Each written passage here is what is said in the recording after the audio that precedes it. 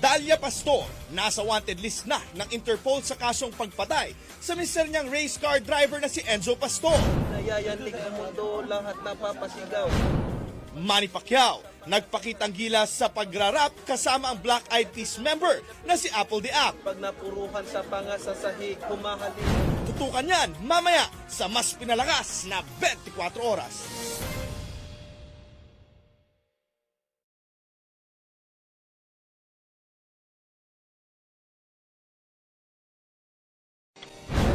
Lokal na pamahalaan ng Valenzuela, magkakaroon ng caravan para asikasuhin ang tulong pinansyal sa mga naiwang kaanak ng mga nasawisan na tupok na pabrika ng tsinelas.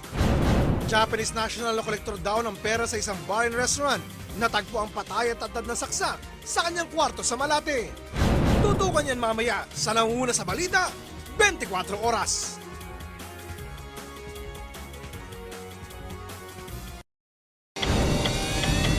Iba't ibang kalibre ng baril na kumpiska sa 61 taong gulang na ginang sa isang ferry terminal sa Leyte.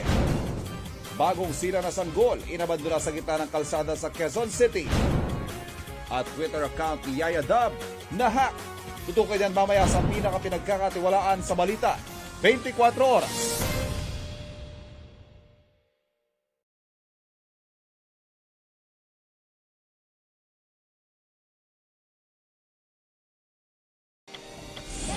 Exclusive! Bagong silang na sanggol na iniwan sa gilid ng kalsada, sinagip. Ilang bata ginawang playground ang delikadong bahagi ng Araneta at Quezon Avenue.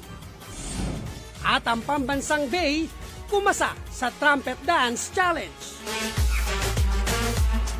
Yan at iba pang balita, abangan sa pinagkakatiwalaang 24 oras.